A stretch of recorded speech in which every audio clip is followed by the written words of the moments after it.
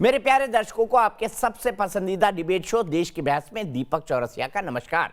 कन्याकुमारी से क्षीर भवानी तक, कोटेश्वर से कामाख्या तक, लक्षद्वीप से लेह तक जो सबसे बड़ा मुद्दा होता है उसमें हम आपकी राय जानकर चुनते हैं देश की बहस का विषय। बहस की दशा और दिशा भी आपके माध्यम से तय होती है। साथ ही शो में आप और हमारे एक्सपर्ट पैनल मंच को साझा करते हैं और देश में हो रही सबसे बड़ी हलचल पर बेबाकी से अपनी बात रखते हैं। तो आइए शुरू करें देश की बहस माननीय जनता और मेहमानों के साथ। आज आपने देश की बहस का जो मुद्दा तय किया है वो है पश्चिम बंगाल में मुस्लिम वोटों की राजनीति किसकी।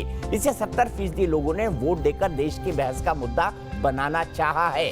हम इस बहस पर आगे बढ़े, आपको बताएं कि देश में मुसलमान वोटों की राजनीति क्या है और अब कौन कौन सी पार्टियां इसमें सेंध लगा रही हैं और कौन कौन सी पार्टियां इस वोट बैंक के सहारे सत्ता पर चढ़ी। लेकिन उससे पहले न्यूज नेशन और देश की बहस की खबर का एक बड़ा असर। न्यूज नेशन ने देश की बहस में सबसे पहले करण जौहर की ड्रग्स पार्टी का मुद्दा उठाया था और एनसीबी ने अब करण जौहर को समन भेज दिया है। एनसीबी ने अब करण जौहर को समन भेज दिया है। करण जौहर से कहा गया है कि वो अपनी पार्टी की पूरी डिटेल दें। ये पार्टी करण जौहर के घर पे हुई थी जिसमें कई सारे सितारे शामिल हुए थे। हमारे सहयोगी रुमानुल्लाह खान जुड़ रहे हैं। मैं चाहूंगा कि इस पार्टी की तस्वीरें भी दिखाएं क्योंकि वो तस्वीरें हमने सबसे पहले दिखाई थी और उसी वक्त उस शो के दौरान कई सारे लोगों ने, जिसमें प्रसिद्ध एक्टर मुकेश खन्ना शामिल है, जो अकाली दल के नेता हैं वो शामिल हैं। उन सब लोगों ने मांग की थी कि करण जौहर की पार्टी की जांच हो क्योंकि इस पार्टी के बाद सवाल ये उठा था कि सभी लोग ड्रग्स के नशे में हैं। देख सकते हैं इस पार्टी में अर्जुन कपूर, शाहिद कपूर, इसके बाद आप देख सकते हैं डेविड धवन के बेटे वरुण धवन दिखाई दे रहे हैं, जोया अख्तर दिखाई दे रही है, विकी कौशल दिखाई दे रहे हैं। इसी तस्वीरों में आगे रणवीर कपूर दिखाई देते हैं, मीरा राजपूत दिखाई देती हैं, ये तमाम लोग दिखाई देते हैं। आप देखिएगा मलाइका अरोड़ा के शॉट, ये शगुन बत्रा है फिल्म के निर्माता, ये रही मलाइका अरोड़ा और ये रहे उनके बॉयफ्रेंड अर्जुन कपूर। अर्जुन कपूर के बगल में आपको खड़े दिखाई दे रहे हैं शाहिद कपूर। शाहिद कपूर के बाद ये अगले शख्स और उसके बाद वरुण रुमान हमारे साथ फोन लाइन पर जुड़ गए हैं। रुमान, क्या कहा गया इस संबंध में? क्योंकि हमने न्यूज नेशन पर और सबसे पहले देश की बहस में मांग उठी थी जब मालूम ये पड़ा था कि बॉलीवुड के कई बड़े नेता और अभिनेता और बॉलीवुड से जुड़े कई बड़े डायरेक्टर वो हैं ड्रग्स के चंगुल में हैं। क्या कह रहा है एनसीबी समन भेजकर अब करण जौहर को? देखिए, बिल्कुल एनसीबी ने करण जौहर को समन भेजा है और सीधे तौर पर करण जौहर की परेशानियां बढ़ चुकी हैं क्योंकि करण जौहर की पार्टी में जो वीडियो सामने आया था, जो न्यूज नेशन ने भी प्रमुखता से चलाया था, उसके बाद उसकी जांच करने के बाद एनसीबी ने पाया कि इस जो वीडियो था इसमें की बात, उसको ऐसा लगता है कि इस वीडियो के अंदर जो पार्टी हुई थी इसमें ड्रग कंजप्शन हुआ था, जिसको देखते हुए 18 तारीख तक 18 दिसंबर तक करण जौहर को उनके रिप्रेजेंटेटिव के जरिए ये बताने को बोला गया है कि वो इस वीडियो के बारे में क्लैरिफाई करें कि उस वीडियो के अंदर क्या कुछ हुआ था, अगर कोई इन्विटेशन उसके लिए दिया गया था पार्टी के लिए तो वो संलग्न करें और साथ ही साथ जिस डिवाइस से वो वीडियो शूट किया गया था वो डिवाइस भी एनसीबी के सामने जमा करें ताकि पता चल सके कि आखिर उस रात क्या हुआ था। तो सीधे तौर पर करण जौहर की परेशानियां बढ़ चुकी हैं क्योंकि एनसीबी इस पूरे मामले की जांच को आगे बढ़ा चुकी है और इस सम्मन के बाद जो करण जौहर की तरफ से जवाब दिया जाएगा उसके बाद आगे इस बात को डिसाइड किया जाएगा कि क्या करण जौहर को भी आगे पूछताछ के लिए बुलाया जाएगा या नहीं। ठीक है रुमान, बहुत बहुत शुक्रिया। तो करण की मुश्किलें बढ़ चुकी हैं, कानूनी मामले में वो फंस चुके हैं, उन्होंने वकीलों के जरिए जवाब देना होगा और अगर जवाब से संतुष्ट नहीं होती है एनसीबी तो कभी भी उनको पूछताछ के लिए बुला सकती है। सब ए लिस्टर से बॉलीवुड के, इसीलिए हमने कहा था अगर आप ए लिस्टर से, अगर आप समाज को प्रभावित करते हैं, और करण जौहर ने खुद ये तस्वीरें अपने सोशल मीडिया प्लेटफॉर्म पर डाली थी और उन्हीं तस्वीरों के आधार पर अब खुद करण जौहर फंस गए हैं ड्रग्स के मामले में। देश की बहस को आगे बढ़ाते हैं और आज के मुद्दे की बात करते हैं जिसे आपने चुना है। आज का मुद्दा है देश की मुस्लिम राजनीति। क्या मुस्लिम सिर्फ वोट बैंक हैं और क्या मुस्लिम इसी वोट बैंक के सहारे सत्ता में अपना भागीदारी नहीं लेकिन सत्ता में अपना दबदबा चाहते हैं? इसी पर बात होगी। मुस्लिम वोट बैंक की राजनीति को लेकर गोलबंदी भी तेज हो गई है। बंगाल में बिहार मॉडल को आजमाने के लिए ओवैसी ब्रिगेड भी उतरने की तैयारी में है तो ममता की पार्टी टीएमसी परेशान हो गई है। राज्य में 27% मुसलमान आबादी, 100 से ज्यादा ज्यादा सीटों पर असर डालती है। यही वजह है कि खुद को सेक्युलर कहने वाली पार्टियों का सारा जोर मुस्लिम वोटों के इर्द गिर्द जाकर ठहर जाता है। देश के राजनीतिक इतिहास में यह पहली बार नहीं है। देश ने साबानो केस में भी वो दौर देखा था जब सुप्रीम कोर्ट का फैसला पलटा गया और राजनीति में तूफान उठा। सियासत में तारीखें बदली मगर मुस्लिम वोट को साधने का पैटर्न नहीं बदला। ऐसे में सवाल यही है कि मुस्लिम समाज कब तक वोट बैंक पॉलिटिक्स के दायरे में ही सिमटा रहेगा। असदुद्दीन ओवैसी को कोई इतना बड़ा आदमी पैदा नहीं हुआ दुनिया में जो दौलत की बिना पर खरीद सकता। ये जवाब है AIMIM प्रमुख असदुद्दीन ओवैसी का ममता दीदी को, जिन्होंने ओवैसी पर बीजेपी से पैसा लेकर अल्पसंख्यकों की राजनीति करने का आरोप लगाया था। মাইনরিটিসদের ভোট ভাগ করবার জন্য আবার হায়দ্রাবাদের একটা পার্টিকে ধরে এনেছে। সেই পার্টিটা আবার এখানে কয়েক টাকা জোগাড় করে বিজেপি টাকা দেয় আর বিজেপির টাকায় ওরা এটা করে যায়। दरअसल अगले साल 2021 में पहले पश्चिम बंगाल में चुनाव होने हैं, फिर 2022 में यूपी समेत कई राज्यों के विधानसभा चुनाव हैं।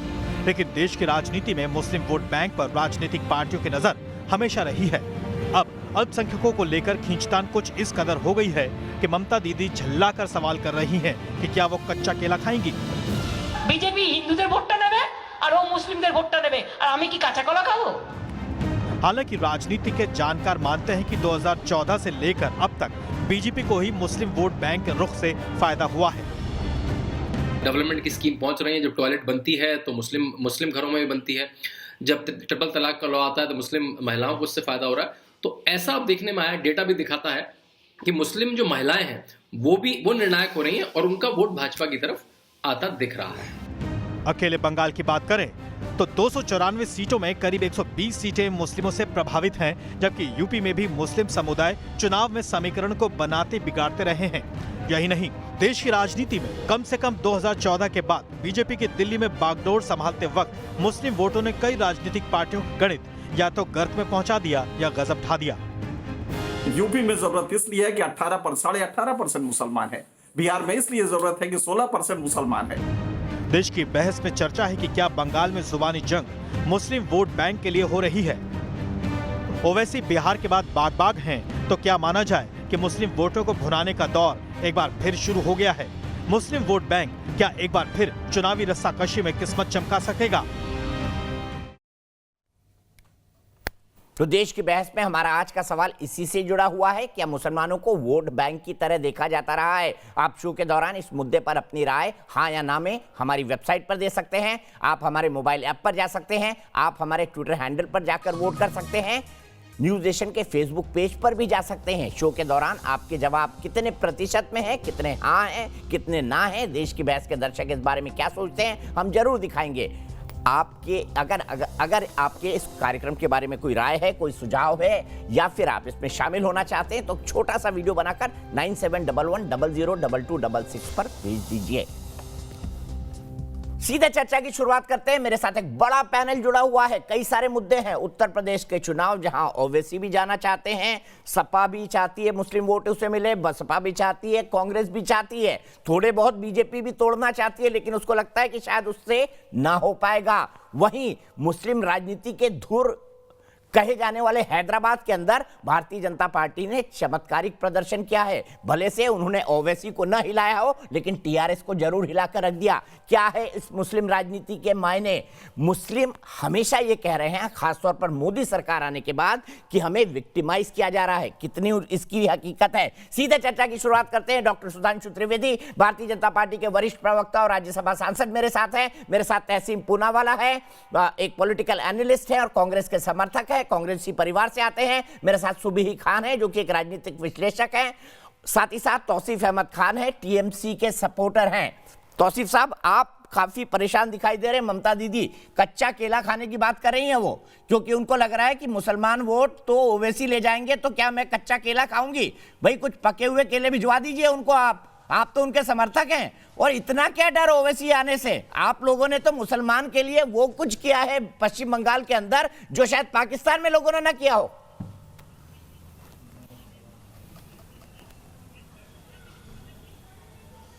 देखिए, आपके पास जो खबर है, जो अल्फाज आप यूज़ कर रहे हैं, ये बीजेपी आईटी सेल द्वारा आपको दिया गया है और सर मैं ठीक किसी वो आईटी भी सेल को नहीं बंगाल जानता की हूँ, ना मैं राजनीति तो वो समझती, जानता ना हूँ जो संस्कृति अखबारों में समझती, छप रहा है, जिसकी तो मैं फिर स्टडी आपसे हम करता क्या हूँ, उम्मीद कर जिसको मैं सकते हैं? एनालाइज करता हूँ। आप वो मुझे बताइए ना मैं कितने बता रहा हूँ। मदरसों और मौलवियों को तनख्वाह मिलती है बता रहा हूँ। पाकिस्तान और अफगानिस्तान मैं में, बता रहा हूँ। जरा बता दीजिए। मैं बता रहा हूँ। कितने मदरसे और मौलवियों को तनख्वाह मिलती है पाकिस्तान में, बता दीजिए ना। कितने मौलवियों को तनख्वाह देता है पाकिस्तान? ममता सरकार देती है।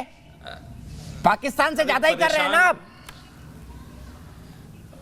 फैक्ट्स के साथ बात करिए सर, हवा में बात मत करिए मुझसे। परेशान ना होए, अभी मैं आपको एक्सपोज करता हूं। परेशान ना होए माँ, परेशान ना होए। आपकी देखिए यही परेशानी है। अभी आपको मैं एक्सपोज करने जा रहा हूं तो शांति रखिए, आप अपने आप को एक्सपोज होने दीजिए। आपने क्या बोला, कच्चा केला खाएंगे? ये कहां से आपने यहाँ पर एक्सपोज होने के लिए आप खुद मुसलमानों के लिए वो काम कर रहे हैं जो पाकिस्तान की सरकार नहीं कर पा रही है, ममता सरकार कर रही है। हकीकत है ये। मुझे बता दीजिए ना, पाकिस्तान में मौलवियों को कितनी तनख्वाह दी जाती है महीने की, बताइए ना। मैं एक्सपोज होने के लिए तो नहीं बैठा हूं, बताइए पाकिस्तान में एक मौलवी को कितनी तनख्वाह दी जाती है और पश्चिम बंगाल में कितनी दी जाती है?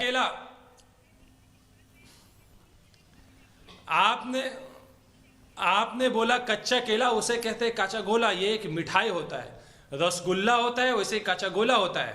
रसगुल्ला में रस रहता है, काचा गोला जो है वो सूखा होता है। थोड़ा जानकारी कीजिए।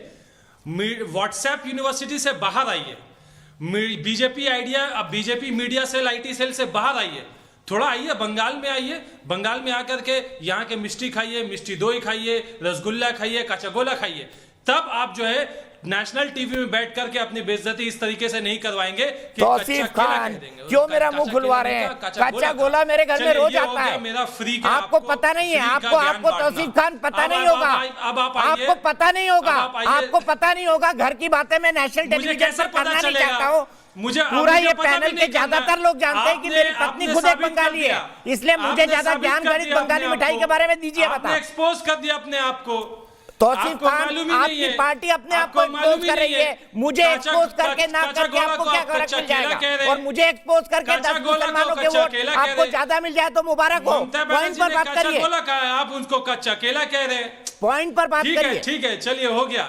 अब मुद्दे पे आइए, अब मुद्दे पे आइए। छोड़िए, आप ज्यादा बेइज्जती अपनी मत कराइए, मुद्दे पे आइए। देखिए ममता बनर्जी एक चेहरा है, कौन बैठा है यहाँ पर? बंगाल में एक लीडर है, चीफ मिनिस्टर है, संघर्ष करके लड़ी आई हुई 40 साल से यहाँ की राजनीति में एक चेहरा है जो चीफ मिनिस्टर हैं और जो चीफ मिनिस्टर की दावेदार हैं।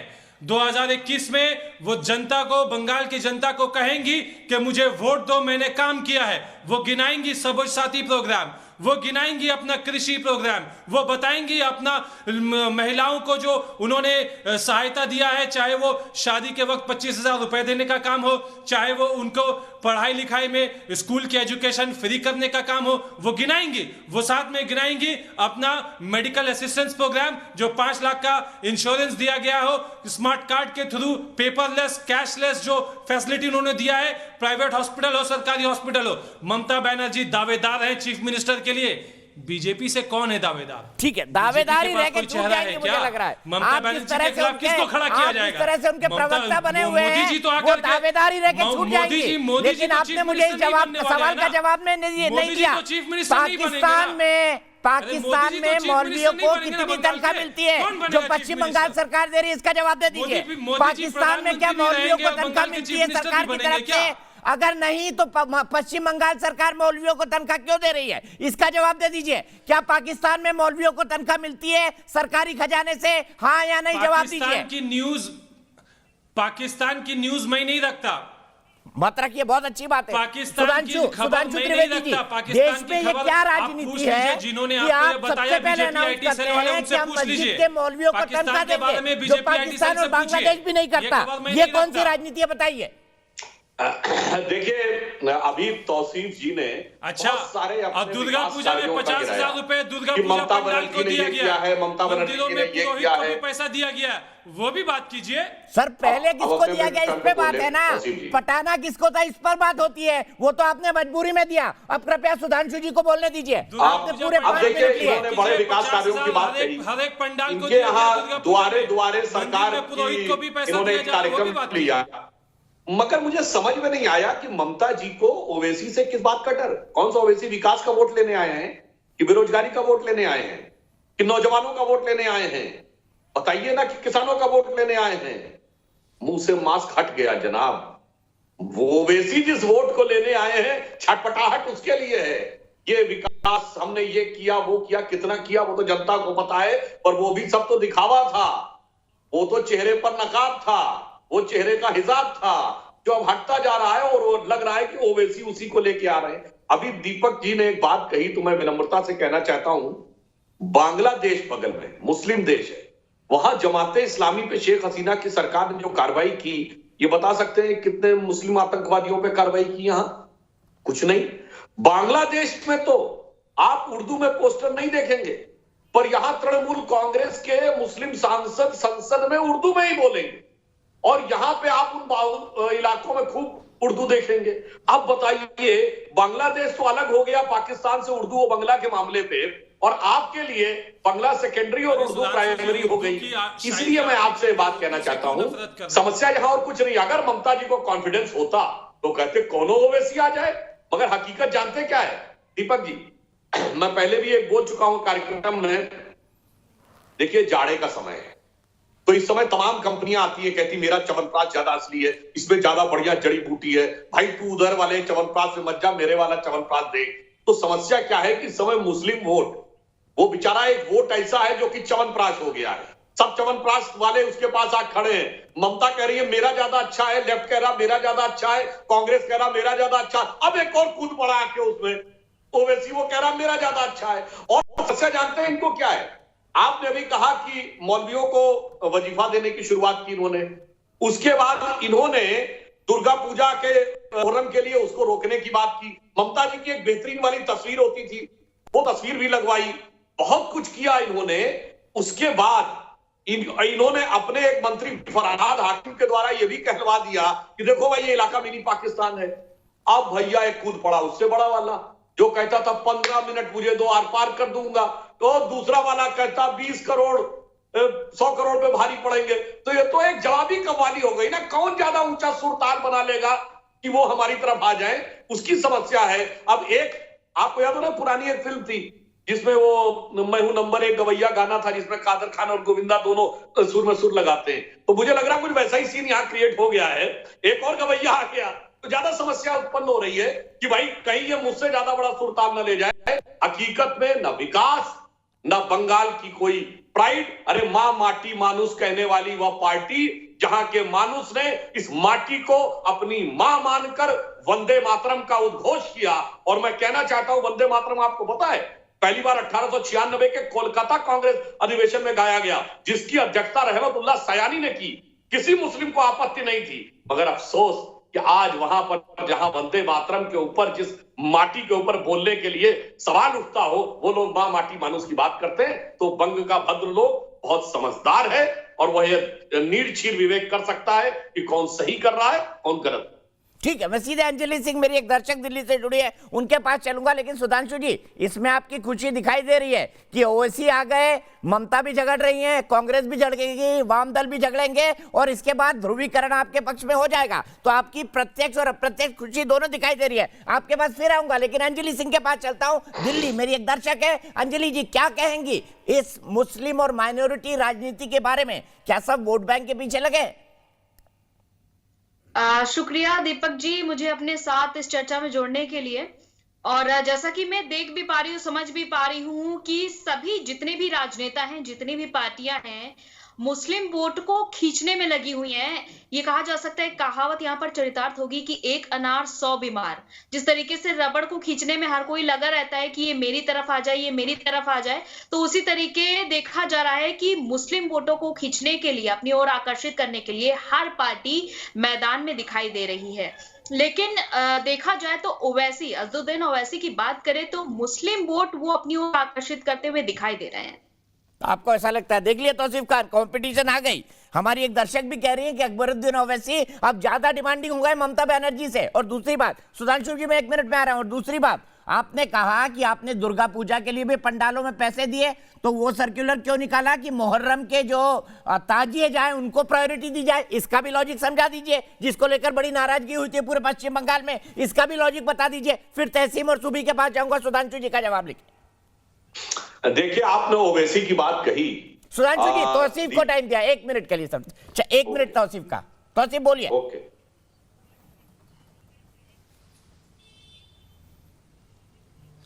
देखिए, आपके टीवी में जो अभी जो दर्शक आई थी, उन्होंने सही कहा है, क्योंकि उनको दिख रहा है कि बिहार का जो रिजल्ट है, बिहार में सफलता मिली है एमआईएम को, लेकिन बिहार में और बंगाल में देखिए फर्क है।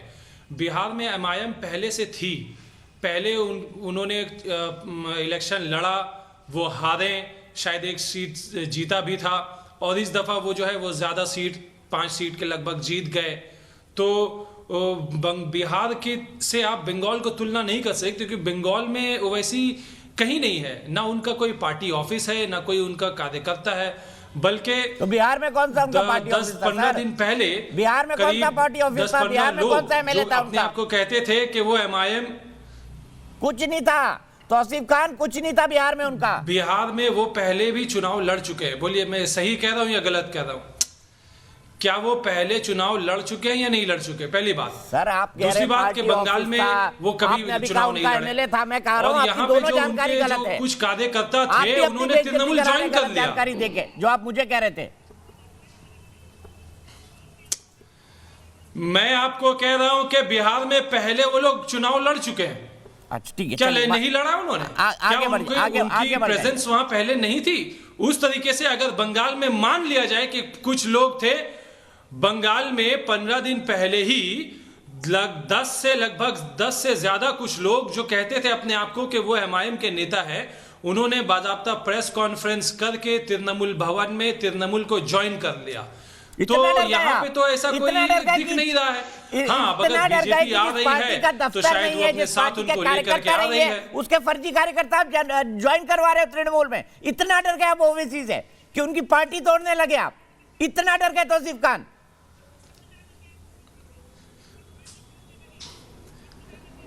नहीं, किसने ये? आप कह रहे हैं पार्टी नहीं है, आप कह रहे हैं, बीजेपी की मीडिया सेल कह रही है कि ममता बनर्जी डर गई। कैसे डर गई? अरे डर नहीं गए होते तृणमूल भवन में, क्यों एमआईएम के लोगों को ज्वाइन करवाते? वो बेचारे खुद ही कह रहे हैं कि एमआईएम नहीं आना चाहिए। उस पार्टी के लोगों को एमआईएम नहीं आना चाहिए, ये वो खुद कह रहे हैं। चलिए, ठीक है। वो खुद कह रहे हैं, सुधांशु जी कि यहाँ एमआईएम नहीं आनी चाहिए और यहाँ उनसे कोई काम नहीं होगा, वो जीत नहीं पाएंगे, सिर्फ वोट काटेंगे, इसलिए हम तृणमूल ज्वाइन करेंगे। तो तृणमूल ने डिसीजन लिया कि ठीक है, उनको लेना है तो उनको ले लिया, वो उनका डिसीजन है। आप जो बोल रहे हैं दर्शक उसका मतलब समझ रहे हैं, लेकिन सुधांशु जी, ये वही ममता बनर्जी है जो कभी बांग्लादेशी घुसपैठियों के मामले में संसद के वेल में घुस के स्पीकर तक पहुंच जाती थी कि बांग्लादेशी घुसपैठियों को बाहर निकालो। अब उनके लिए कहती हैं कि ये तो दूध देने वाली गाय है, लात भी खाऊंगी इनकी। देखिए, जो ममता जी ने जो कार्य किया था, वो स्वतंत्र भारत के संसदीय इतिहास में नहीं, वायसराय की एग्जीक्यूटिव काउंसिल के जमाने से आज तक कभी नहीं हुआ था। स्पीकर के ऊपर फाइल फेंक दी गई हो।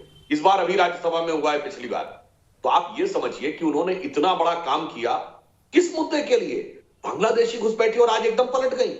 इसे कहते हैं इस रंग बदलती दुनिया में इंसान की नीयत ठीक नहीं। और मैं एक और बात कहना चाहता हूं, ये जो ओवैसी है, हम राजनीतिक नफे नुकसान के साथ चीजों को नहीं देखते। अगर देखते तो यूपी चुनाव से पहले नोटबंदी नहीं होती और गुजरात चुनाव से पहले जीएसटी नहीं होती। ओवैसी देश के लिए बहुत खतरनाक संकेत है। क्यों? याद करिए, आज से 100 साल पहले जब आप कट्टरपंथी ताकतों के आगे झुकना शुरू करते हैं, जिन्ना ने क्या किया था? पहले कांग्रेस थी जो ये कहती थी कि मुस्लिमों के लिए पृथक निर्वाचन क्षेत्र की मांग उसने मान ली। उसके बाद क्या हुआ? जिन्ना ने कहा मैं महात्मा गांधी को महात्मा नहीं बोलूंगा क्योंकि यह हिंदू उपाधि है, कांग्रेस ने मान लिया।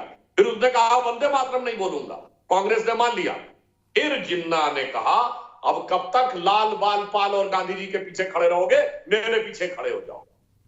वही हरकत, ट्रिपल तलाक, धारा 370, श्री राम जन्मभूमि, कॉमन सिविल कोड, सब पे आप ओवैसी जैसे लोग यहां में हां मिलाते हैं। आज ओवैसी कहता है कब तक मुलायम सिंह, लालू यादव, ममता बनर्जी और राहुल गांधी के पीछे खड़े हो गए? हमारे पीछे खड़े हो जाओ, अपना नेता चुनो। अपना वर्ड कहता है, और पार्टी का नाम क्या है? मजलिसे इत्तेहादुल मुसलमीन, यानी मुसलमानों में इत्तेहाद यानी एकता के लिए समर्पित पार्टी। तो भाई ये तो आप ही ने खड़ा किया है।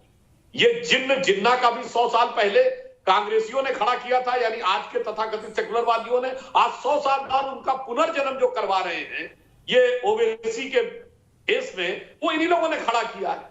अब आपको अपने ही जिन्न से डर लग रहा, मैं कह रहा हूं ये हमारे आपके डरने की बात नहीं, ये देश के लिए डरने की बात। लेकिन सुधांशु जी, उस जिन्न से आप तो बड़ा खुश होते हैं, आपको लगता है कि बार बार ये जिन्न बोतल से बाहर निकले, मजा आएगा, मुसलमान वोट बटेंगे, आपको हिंदू वोट मिलेंगे। ये भी आपकी राजनीति है, स्वीकारना चाहिए आपको बिना संकोच। दीपक जी, जो ये कहे कि मैं वंदे मातरम नहीं बोलूंगा, जो कहे मैं भारत माता की जय नहीं बोलूंगा, जो कहे कहां संविधान में लिखा है कि राष्ट्रीय गान बजे तो हमें खड़ा होना चाहिए, जो कहे इस देश में शरिया अदालतें होनी चाहिए, जो ये कहे कि ट्रिपल तलाक गलत है, जो कहे कि वहां तथाकथित बाबरी मस्जिद है, कोई सामान्य व्यक्ति समझ सकता है ये बातें सुन के किसी भाजपा कार्यकर्ता के मन में पीड़ा उत्पन्न होती होगी या प्रसन्नता उत्पन्न होती होगी। हकीकत में था इनके दिल में प्रसन्नता उत्पन्न होनी थी, मगर अभी वो कंपटीटर बन गया है, मतलब गुरु गुड़े रहे चेला शक्कर हो गया है, समस्या इनके लिए हो गई। सीधे चलता हूं तहसीन पूनावाला के पास। तहसीन पूनावाला, देखिए, जिन्ना ही थे जिन्होंने गांधी जी को महात्मा नहीं बोला, और क्या आपको लगता है कि वही सोच इस देश में वापस आती जा रही है? क्योंकि उसी सोच का एक परिणाम मैं थोड़ी देर बाद ब्रेक करने जा रहा हूं। आप मुझे बताइए तहसीन पूनावाला, क्या कांग्रेस वो पॉलिटिकल पार्टी नहीं है जिसने अनावश्यक तौर पर माइनॉरिटी वोट बैंक को साधने के लिए दुनिया भर के कॉम्प्रोमाइज किए और आज उसी का शिकार हो गई? दीपक भाई, अव्वल मेरी ये रिक्वेस्ट है कि आपके शो में शिरकत करने का मुझे मौका मिला, लेकिन जैसे आपने सुधांशु जी को नहीं टोका, आप मुझे भी नहीं टोकोगे। पहले से ही विक्टिम कार्ड। अरे नहीं टोकूंगा मेरे भैया, मैंने उसको तौसीफ भाई को नहीं टोका, आपको क्यों टोकूंगा? पहले से ही आप विक्टिम कार्ड में शुरू हो जाते हैं। मतलब शाहीन बाग सिंड्रोम शो के शुरू में आ गया कि मैं तो विक्टिम हूं, दीपक भाई मुझे रोकेंगे। बोलिए, 1 मिनट आपके, टोकूंगा नहीं। मेरी राय तर्क की बात बोलिएगा बस। आप मेरी राय में लगे, आप तौसीफ को टोक रहे थे, इसलिए मैं कह रहा हूं, अपनी बात क्लियर करता हूं। आपने इतिहास से शुरू किया, आपने आरएसएस यानी कि हिंदू महासभा जो संघ परिवार, उसके बारे में आपने बात की, और बंगाल की बात हो रही है तो हिंदू महासभा और मुस्लिम लीग ने मिलकर बंगाल में सरकार बनाई थी, और पंजाब में भी उस वक्त थी, और आज भी इनका साथ में फील्डिंग चल रहा है। आज भी मोहन भागवत और ओवैसी एक ही सिक्के के दो पहलू है। अगर मोहन भागवत को रहना है तो ओवैसी को रहना होगा, और ओवैसी को रहना है तो मोहन भागवत को रहना होगा। ये दोनों इस मुल्क को बांटना चाहते हैं। जिन्ना ने महात्मा गांधी को महात्मा नहीं कहा, और आरएसएस ने मिठाई बांटी जब महात्मा गांधी को नथुराम गोडसे ने शहीद किया। अब मैं आज की बात पर आता हूं। देखिए, ओवैसी कांग्रेस के साथ 2011 में मत में थे, अलायंस पार्टनर थे। उन्होंने एक बहुत गलत भाषण दिया हमारी देवी देवताओं के बारे में, और कांग्रेस के मनमोहन सिंह जी की 56 इंच का सीना था और दिमाग था कि उसको जेल में बंद किया। लेकिन आज ओवैसी बीजेपी सूबों में जाकर इतनी गंदी बातें करता है, जैसे सुधांशु जी ने उदाहरण दिया, कर्नाटका में जाकर कहता है 15 वर्सेस 100 जो भी वो बातें करता है, उस पर एफआईआर भी ये लोग दाखिल नहीं करते। क्यों? और ओवैसी का रिकॉर्ड है कि जहां पर कांग्रेस की हुकूमत है उसको अलाउ नहीं किया जाता है। क्यों? क्योंकि ओवैसी बीजेपी को फायदा पहुंचाता है। लास्ट चीज करके मैं अपनी बात समाप्त करना चाहता हूं। देखिए, अगर सुधांशु जी कहते हैं कि हिंदू इसलिए नाराज होते क्योंकि मुसलमान वोट के पीछे सब लोग जा रहे, को बता दे आज इस शो के ऊपर, अगर बीजेपी पावर में आती है वेस्ट बंगाल में, क्या आप बीफ बैन लाओगे वेस्ट बंगाल में? क्या में हो कि हिंदी नेशनल लैंग्वेज बने? आप एक मेंबर ऑफ पार्लियामेंट हो, आप इस पर बात कीजिए। ठीक है, जवाब लेंगे सुधांशु जी से, लेकिन तो आपको कहा था मैं नहीं टोकूंगा, आपको टोकना पहली लाइन में ही बनता था, क्योंकि मैंने एक शब्द भी नहीं बोला संघ परिवार का, और आपने मेरी तकरीर के साथ शुरू में ही संघ परिवार जोड़ दिया। मेरी माँ इसके लिए कहावत कहती थी, बड़ी खाटी लखनवी थी, उनका कहना था सावन के अंधे को हरा ही हरा दिखता है। आपको भी वही हरा हरा दिख रहा है। सीधे चलता हूँ सुधांशु जी के बाद। सुधांशु जी बताइए, जवाब दीजिए तहसीन जी की बात का। देखिए, इनको इस कदर हरा हरा दिख रहा है चारों तरफ कि ये भेद ही नहीं कर पा रहे हैं कौन सी पत्ती है कौन सी घास है। और तृणमूल में भी सब कुछ हरा दिखता है, पर उसमें तृण कहाँ है और मूल कहाँ है वो अभी समझना चाहिए। सिर्फ हरे रंग से सब कुछ नहीं हो जाता है। और आपने तहसीन जी जो आपने बात कही, मैं आपकी बात की शुरू से ही एक बात कहता हूं। आपको पता है कि 1946 की कॉन्स्टिट्यूएंट असेंबली में मोहम्मद अली जिन्ना कहां से चुन के गए थे? न लाहौर से, न कराची से, न पेशावर से, न रावलपिंडी से, और न ढाका से, न चिटगांव से, मुंबई से चुन के गए थे। और आपको पता है कि बंगाल में हमें क्यों समर्थन करना पड़ा था? डॉक्टर अम्बेडकर कहां से चुन के आए थे? कांग्रेस ने इंश्योर किया था कि आज का जो हिंदुस्तान है उसमें से जहां जहां उनका प्रभाव था कहीं ना चुन के आए, वो चटगांव से चुन के आए।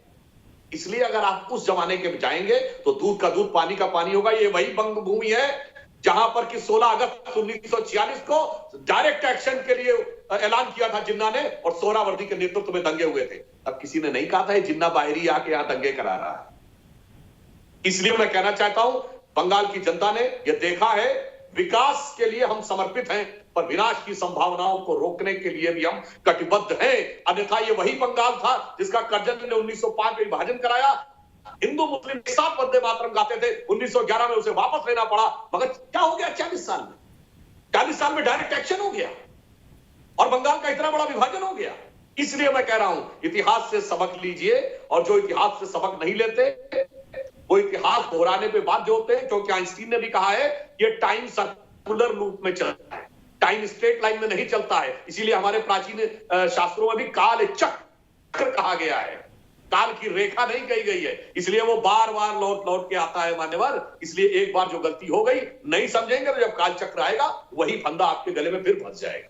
ठीक है, सीधे सवाल तौसीफ खान से रहता हूं। तहसीन भाई आपके पास आऊंगा। तौसीफ जी, बड़ी सीधी सी बात है, वंदे मातरम बंगाल की भूमि से निकला। मुझे नहीं लगता इसको गाने में आपको कोई आपत्ति होनी चाहिए, या भारत माता जय बोलने में। क्या आपको इन दोनों पर आपत्ति है? तौसीफ खान, सीधा सवाल।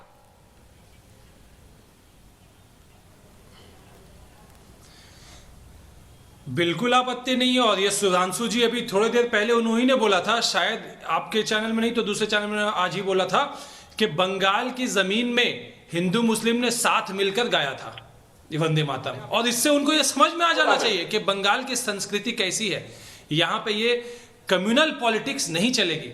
यहाँ पे कोई कम्युनल पॉलिटिक्स को आप नहीं मानेंगी। यहाँ की जनता, आप यहाँ की जनता को आकर के काम की बात कीजिए, काम दिखाइए तो ठीक है। वंदे मातरम जब लेकिन गाया अगर जाता है तो भारत माता की जय बोला जाता है। आप नेशनल टेलीविजन पर बोल दीजिए। मैं कुछ प्रूव करने के लिए नहीं बोल रहा हूं, मैं तो भारत की माता की जय के लिए बोल रहा हूं।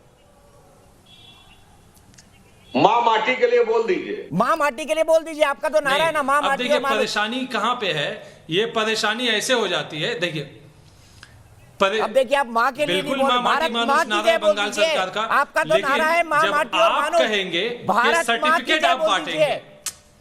अरे आप सर्टिफिकेट बांटेंगे, मैं कौन सा सर्टिफिकेट बांट रहा हूँ भाई? आप सर्टिफिकेट बांटेंगे तो उससे आपत्ति है कि आप कौन सा सर्टिफिकेट बांटने वाले? बिल्कुल आप सर्टिफिकेट बांटते, आप तो सर्टिफिकेट बांटने बैठ गए। मैं कौन होता हूँ? अभी मैंने बोला कि कोई आपत्ति नहीं है, अभी मैंने बोला कि कोई आपत्ति नहीं है, मिल करके बोला है यहाँ पे लोगों ने। अब आप सर्टिफिकेट बांटने बैठ गए। ये है आरएसएस का संघ परिवार का प्रोपेगेंडा जो अब आप कर रहे हैं। एक साथ बोलते हैं, आप बोल रहे हैं, एक साथ बोलते हैं। और बीजेपी और आरएसएस वाले आप लोग मिल करके बोलते हैं। सर तौसीफ भाई, मैं और आप बोल देते हैं, आप मेरे भाई हैं, बोल दीजिए मेरे साथ मिलके भारत माता की जय या भारत माँ की जय। माँ माटी और मानुष तो आपकी पार्टी का नारा है ना, मिलके बोल देते हैं हम भारत माता की जय। दिक्कत क्या है? मैं और तहसीन मिलके बोल देते हैं, मैं और सुबी मिलके बोल देते हैं, मैं और सुधांशु जी मिलके बोल देते हैं। भारत माता की जय बोलने में दिक्कत क्या है? नहीं, मैं एक बात कह दूं दीपक जी, सुधांशु अनुमति हो तो एक बात खामोश हो गए आप। ये वंदे मातरम लिखा बंकिम चंद्र चटर्जी ने, जो आरएसएस के नहीं थे। पहली बार गाया गया कोलकाता अधिवेशन में रहमतुल्लाह सयानी की अध्यक्षता में, वो आरएसएस के नहीं थे। जब देश आजाद हुआ और हमारा राष्ट्रगान भी तब तक अस्तित्व में नहीं था, 14-15 अगस्त 1947 की रात, उस समय सुचिता कृपलानी ने जब गाया तब हमारी कॉन्स्टिट्यूएंट असेंबली शुरू हुई, वो आरएसएस की नहीं थी। 1952 में जब पहला शिक्षा मंत्रियों का सम्मेलन हुआ, मौलाना आजाद शिक्षा मंत्री थे, तब वंदे मातरम भी गाया गया और सरस्वती वंदना भी, वो आरएसएस के नहीं थे। तो कहां आरएसएस आ गया भाई? इसका मतलब आप तो अपने ही नेताओं को रहमतुल्लाह सयानी से लेके मौलाना आजाद तक, बंकिम चंद्र चटर्जी से लेके सुचिता कृपलानी तक, और हर संसद के अधिवेशन में गाया जाता है। संसद आरएसएस की नहीं है, कांग्रेस के अधिवेशन में गाया जाता है, कांग्रेस आरएसएस की नहीं है। फिर कहां वंदे मातरम को आरएसएस से जोड़ दिए? इसीलिए कहते हैं दिल में कुछ और चेहरे पे कुछ और। तौसीफ भाई, भारत माँ की जय तो बोल दीजिए। माँ माटी मानुष तो आपकी पार्टी का, जिसकी आइडियोलॉजी को आप फॉलो करते हैं, उसका नारा है। भारत माँ की जय तो बोल दीजिए। सुन लीजिए। अरे सर अच्छा, क्यों नहीं ठीक बोल है, रहे सुन लीजिए। हैं? मुझे बताइए ना, अच्छा, अपनी सुन माँ लीजिए। की जय बोलने में क्या बीजेपी के आपत्ति जो हो नेता सकती है है? सुब्रमण्यम स्वामी, अपनी वो माँ क्यों की कह जय रहे बोले हैं तो कि सिर्फ जन गण इधर मन तो बदल दो? बचाइए ना। बीजेपी के जो आप नेता मेरी हैं बहुत सुब्रमण्यम बेइज्जती कर रहे हैं, स्वामी, जो मैं वो क्यों कह रहे हैं बेइज्जती कि सहने को हमारा तैयार हूं, लेकिन इतना बोल दीजिए राष्ट्रगान जन गण मन बदल दो? वो कौन होते बोलने वाले? जिनको कहां से कहां पहुंच गए? जिनको ठीक उनके है, यूनिवर्सिटी से ना मेरा यह भगा सवाल दिया है, गया, ना इस बहस जहां का पे वो आर्गुमेंट है। प्रोफेसर मैं सीधे थे, सुबीर के उनको पास वहां चलता हूं। भगा दिया गया। सुबीर, सुब्रमण्यम स्वामी, मानुष तो वो इतना कह है रहे हैं ना। कि मुझे रविंद्रनाथ बताइए, भारत टैगोर माँ की का जय क्यों नहीं बोल लिखा रहे? हुआ जन गण मन बदल दो। क्यों बदल दो?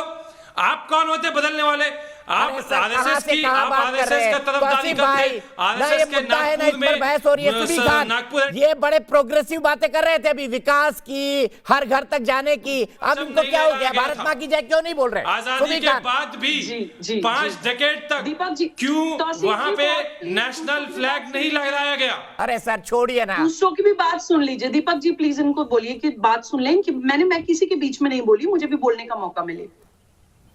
देखिए, वंदे मातरम और भारत माता की जय बोलने पे तो ये अभी ऑफेंड हो गए कि आप सर्टिफिकेट बांटेंगे। अभी जो मैं बोलने जा रही हूँ, ये सबसे पहले नेशनल टीवी पे कूद के मुझे बुरा मुसलमान होने का सर्टिफिकेट यही बांटेंगे।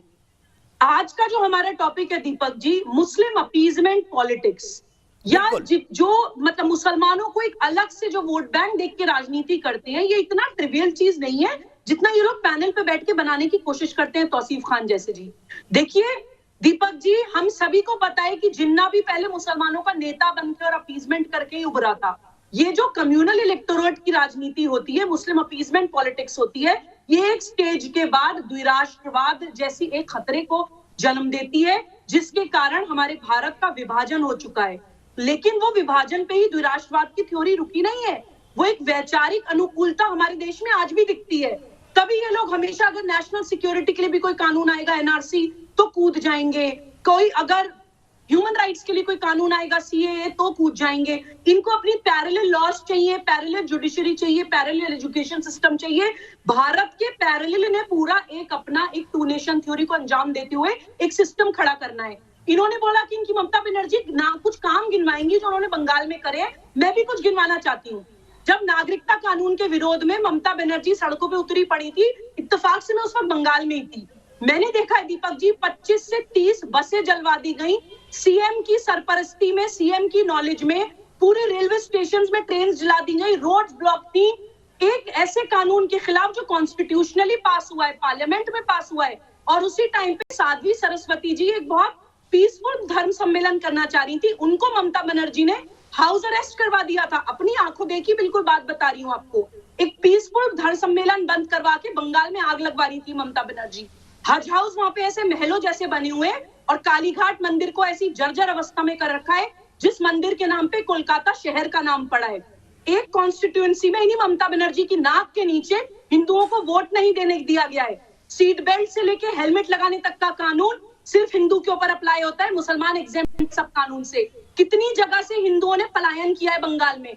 दुर्गा पंडाल में अजाने दिलवाती ममता बनर्जी सेक्युलरिज्म का झंडा फहराने के लिए, और क्योंकि हिंदू भावुक होते हैं, उनको इमोशनल करने के लिए अपनी नुसरत जहां को सिंदूर लगा के लोगों के सामने प्रेजेंट करती हैं, और जब उन्हीं नुसरत जहां को कट्टरपंथी जान से मारने की धमकी देते हैं तो मुंह पे जिप लगा लेती हैं। अपनी मेंबर ऑफ पार्लियामेंट के फेवर में एक स्टेटमेंट भी नहीं देती कि कहीं कट्टरपंथी मौलाना नाराज ना हो जाए। आश्रम के स्वामी हो या मंदिर के पुजारी हो दीपक जी, मैंने खुद देखा है, ये बोलते हैं धीरे बोलिए, हिंदुत्व का नाम मत लीजिए, कहीं बाहर जो प्रेस वाला बैठा है या बाहर जो भिखारी बैठा है कहीं कोई स्पाई ना हो। एक डेमोक्रेटिक स्टेट में आपने ऐसी डिक्टेटरशिप चला रखी है कि हिंदुत्व का नाम लेना वहां पे लोग डरते हैं।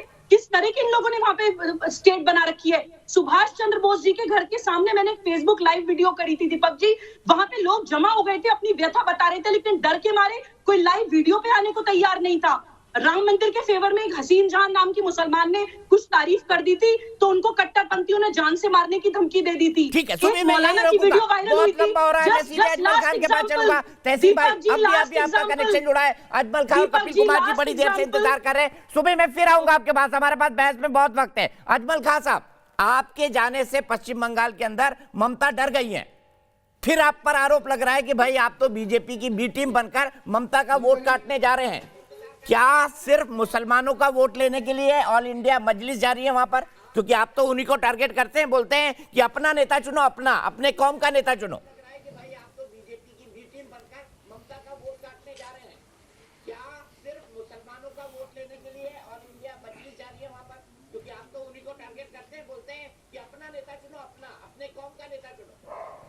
देखिए, पहले तो मैं आपका धन्यवाद करना चाहूँगा जो आप इतनी मोहब्बत दिखाते हैं हमसे और मुसलमानों से।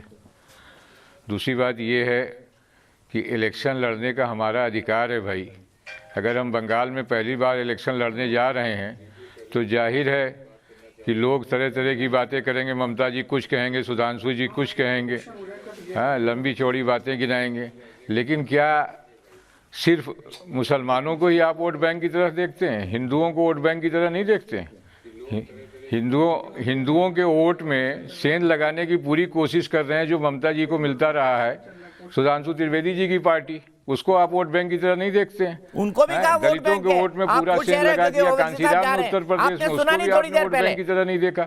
आपको सिर्फ एक बैंक दिखाई देता है, वो मुसलमानों का। सर, मैंने उनको भी बोला आपका कि आप तो बड़े खुश होकर ओवैसी जा रहे ताकि हिंदू वोट आपको मिल जाए। दूसरा सवाल, कोई भी पार्टी इलेक्शन लड़ने जाएगी, दूसरे के एस्टेब्लिशमेंट नहीं करता, दूसरे के एस्टेब्लिशमेंट में अगर थोड़ा बहुत भी कमी आएगी तो उन्हें परेशानी होगी।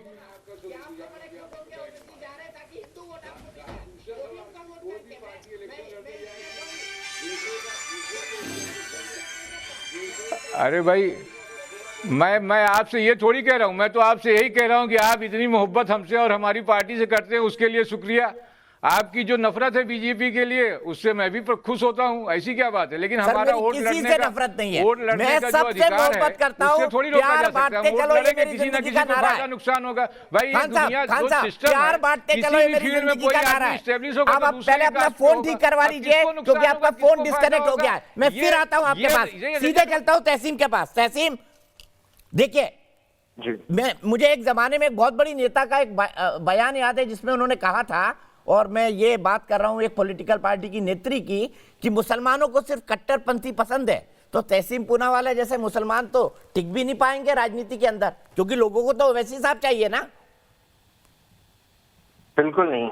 और आपकी पार्टी रिलेवेंट होती जा रही है, ये भी एक हकीकत है इसी चक्कर में, क्योंकि आप अभी वहीं घूमते रहते हैं उसी के आसपास, कभी शाहीन बाग के आसपास, कभी दिल्ली दंगों के आसपास, कभी सिख भाइयों के साथ रहता हूँ जो हमारे किसान सड़क पर है।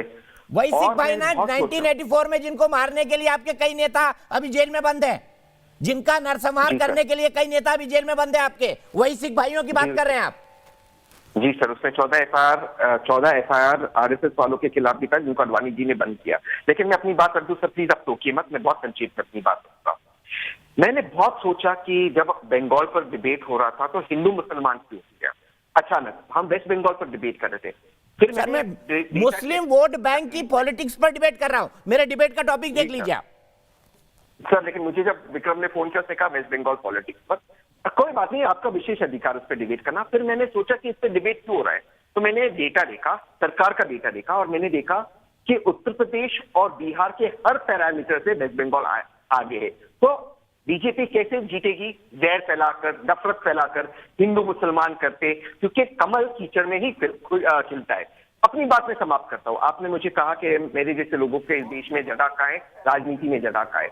मुझे कोई अफसोस नहीं सर, मैं उस मुसलमान माँ का बेटा हूँ जिसने मेरी पत्नी जो हिंदू है उसे गणेशा दिया। मैं उस मुसलमान माँ का बेटा हूँ जिसने यहाँ पर मेरे लेफ्ट में मंदिर है, मंदिर अपने घर में बसाया।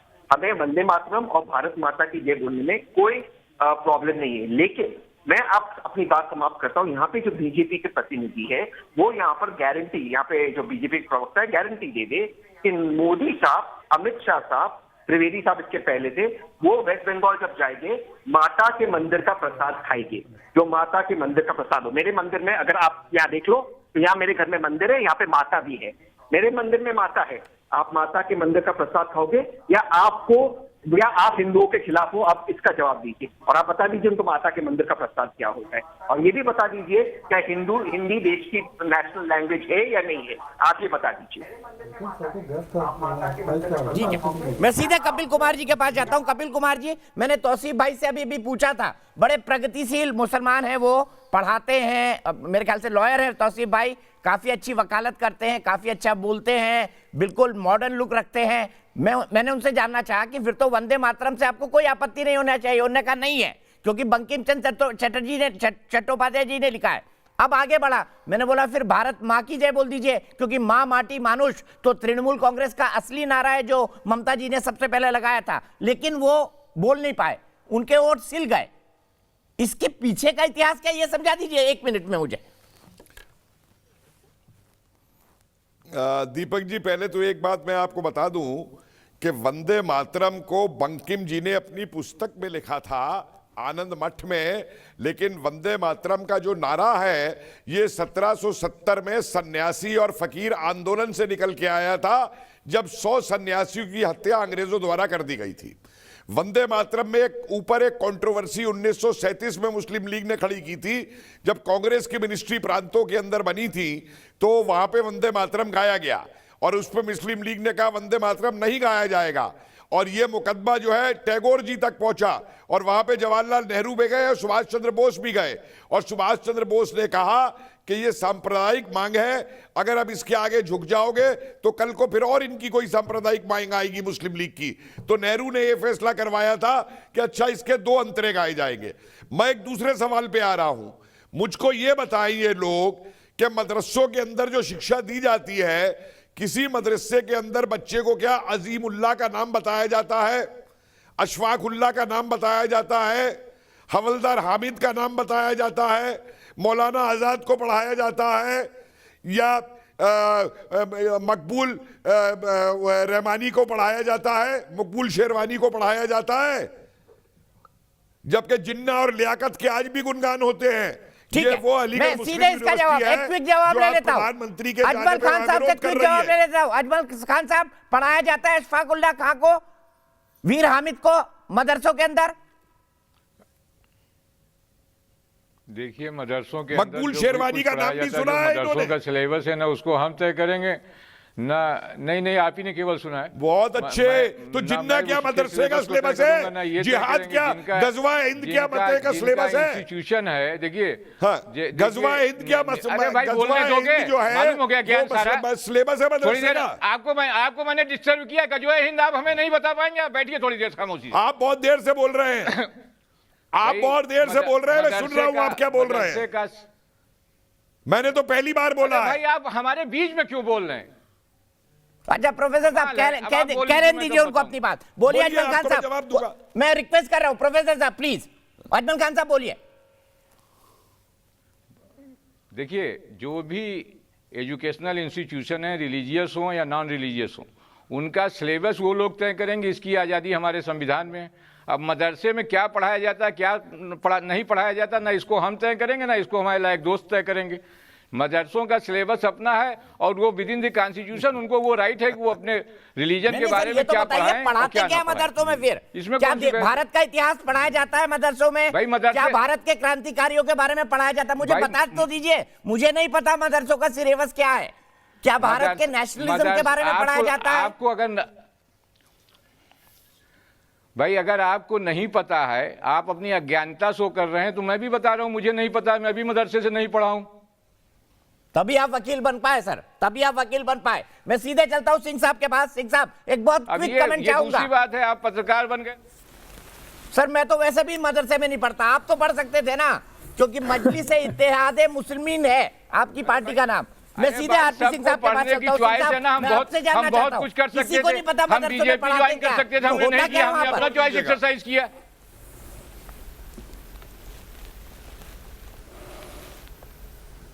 दीपक जी मुझे 1 मिनट और दीजिएगा, मैं आऊंगा सर ब्रेक के बाद। सिंह साहब जल्दी से, मुझे ब्रेक लेना है बहुत जरूरी। नहीं, मुझे तो सिर्फ इतना कहना है कि ये जो मुसलमान वोट की राजनीति कर रहे हैं, दिक्कत उनके साथ है। जरूरत पड़ती है तो आपने अभी बीच में तहसीन पूनेवाला साहब को सिखों की बात बताई, जरूरत पड़ी थी उन्होंने दिल्ली में 3000 सिख काटे, जलाए वोट के चलते हुए। अन्यथा कोई हमसे कोई दुश्मनी थोड़ा थी कांग्रेस पार्टी की, हम तो सदैव से कांग्रेसी थे, सबके सब हमारे जितने सिख बंधु कांग्रेस का समर्थन करते थे, अकाली दल के थे। 3000 सिख काट डाले इन्होंने, सिर्फ इसलिए कि वोट चाहिए था, क्योंकि इनको उस समय मेजॉरिटी वोट दिखता था हिंदू से काट दो। अभी इसलिए मैं कह रहा हूँ, ये वोट बैंक की राजनीति है, तक कुछ भी करेंगे। वो कह देंगे कि हमको 15 मिनट का मौका दो या 1 घंटे का मौका दो, हम देश को बता देंगे, ईट से ईट बजा देंगे। जो करने वाली बात है वो करते नहीं है। क्या ये बात करेंगे कि हर सिर के ऊपर छत हो, जो प्रधानमंत्री मोदी करते हैं? क्या ये बात करेंगे कि हर घर में एक इज्जत घर हो, जो प्रधानमंत्री मोदी करते हैं? ये बात करेंगे कि हर घर में गैस सिलेंडर हो, गैस का चलने वाला चूल्हा हो, ताकि मेरी बहनों को सुविधा हो, जो प्रधानमंत्री मोदी बात करते हैं? ठीक है, मैं 1 मिनट के लिए रोकूंगा। सिंह साहब, हम आपसे ही बहस को शुरू करेंगे, लेकिन तौसीफ भाई ब्रेक के अंदर जा रहा हूँ, रिक्वेस्ट करता हूँ। हेल्थ इंश्योरेंस हो, जो प्रधानमंत्री मोदी करते हैं। ठीक है, माँ माटी मानुष के लिए एक बार भारत माँ की जय मेरे सुबी और तहसीन के साथ आप बोल दीजिएगा। ब्रेक के बाद आऊंगा। उदय नारायण जी लखनऊ से मेरा इंतजार कर रहे हैं, लखनऊ चलेंगे उदय नारायण जी के पास।